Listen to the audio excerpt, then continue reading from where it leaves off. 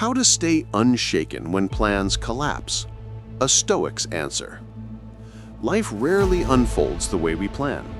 You make careful goals, map out your future, and hold on to expectations of how things should be. Then, a job falls through, a relationship ends, a business idea fails, an illness strikes. Suddenly the path you were walking crumbles beneath your feet. The natural reaction? Frustration, despair, sometimes even rage. But here lies the question. How do you remain unshaken when plans collapse? How do you stand firm when life dismantles everything you built? The Stoics, Marcus Aurelius, Seneca, Epictetus, faced this question in lives far less certain than ours, and their answer still rings with clarity. You cannot always control the outcome, but you can always control how you stand in the ruins. This is the Stoics' way of responding to collapsed plans, an answer that builds resilience, courage, and peace in the very moments when life seems most uncertain. The Stoics' reality of plans.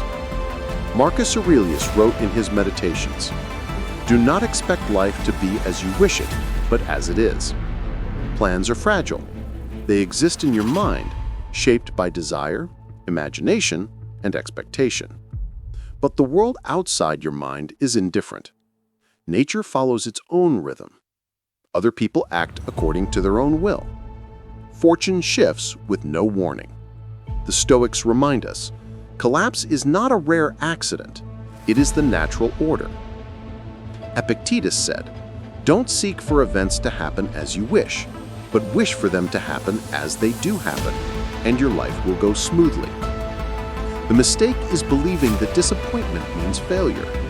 In truth, it means life has returned to its true course, uncertain, ever-changing, beyond your control. Your power lies not in forcing the plan to survive, but in adapting when it doesn't. Control versus outcome. The foundation of Stoicism is the dichotomy of control. You cannot control external events. You can only control your mind, your thoughts, your choices, your response.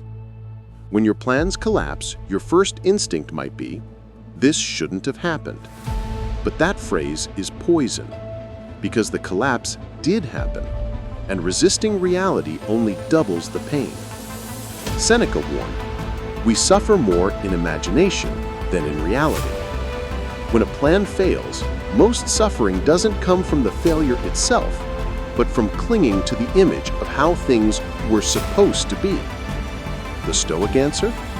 Release the fantasy. Anchor yourself in the present. Then ask, what remains within my power here and now? The fire that uses everything. The Stoics saw collapse not as an end, but as fuel. Marcus Aurelius wrote, "The fire burns bright, using everything." Think of your life as that fire. When plans collapse, the wreckage is not waste, it is fuel. The failed job teaches you resilience. The broken relationship teaches you strength of heart. The lost opportunity redirects you to paths you never imagined. For the Stoic, obstacles are not interruptions. They are raw material for growth. Epictetus put it bluntly, "Difficulties show what men are." When things go wrong, life is asking, will you be crushed, or will you turn this into fuel? Flexibility, the Stoic warrior's shield. Stoicism does not ask you to abandon planning. Plans are useful, but the wise Stoic never chains their happiness to them. The Roman Stoic Seneca once compared life to a sailor's journey. You can set the sails, steer the ship, and prepare, but the winds may betray you. The wise sailor doesn't curse the storm, he adjusts his sails. Flexibility is strength. If you cling rigidly to a plan, collapse will break you. If you hold your plans lightly, collapse becomes transformation. The Stoic way is not to avoid planning. It is to plan, but never worship the plan. Your real anchor is your character, not your blueprint. Training the mind before the collapse. The Stoics practiced a mental exercise called premeditatio malorum, the premeditation of evils. They would imagine, ahead of time, everything that could go wrong. The journey delayed, the deal failing, the friend betraying, even death itself. This was not pessimism, it was preparation. So that when collapse came, they were not shocked, but steady. Epictetus advised, when you kiss your child, say, tomorrow he may die. When you travel, say, I may not return. To modern ears, this sounds harsh, but to the Stoic, it was freedom. Because if you've rehearsed loss in your mind, you meet it with calm instead of panic. When your plans collapse, the blow is softer because you've already trained your soul to expect the unexpected. The inner citadel. Marcus Aurelius spoke of building an inner citadel, a fortress inside your mind, unshaken by the chaos outside. The walls of this fortress are built with self-discipline, reflection, and daily practice of virtue.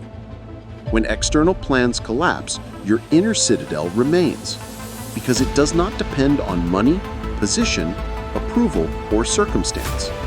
It depends only on what cannot be taken from you: your reason, your virtue, your will. This citadel is the true home of the Stoic, a place where calm is always possible, even when the world outside burns. The new beginning in the collapse. Every collapse is also a beginning. Seneca wrote, every new beginning comes from some other beginning's end. The death of a plan is not the death of you. It is an invitation to reimagine, to rebuild, to redirect. When Rome exiled Seneca, he thought his career was over. Instead, exile gave him the space to write, and his writings became immortal.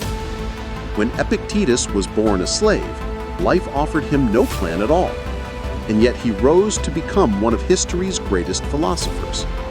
Collapse is not a wall, it is a doorway, but only if you stop staring at what fell and turn toward what still stands.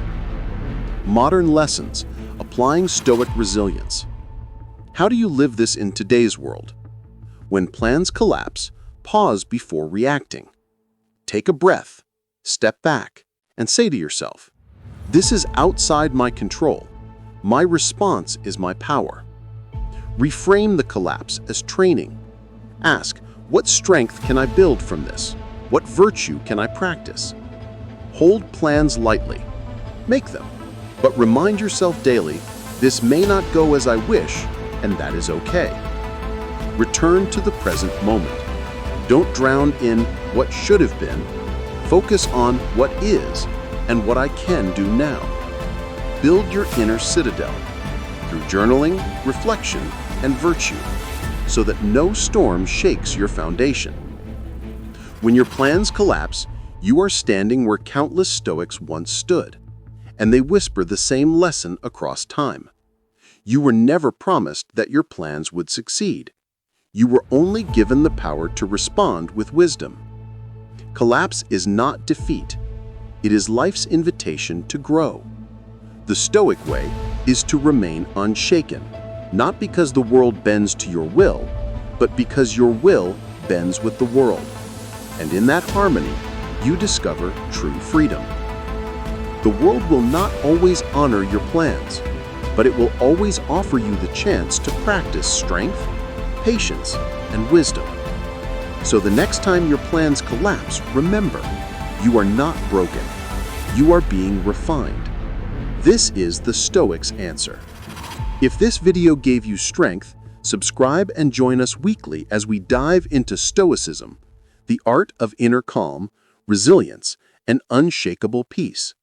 Because life will always shift beneath your feet, but with Stoicism, you will always stand firm.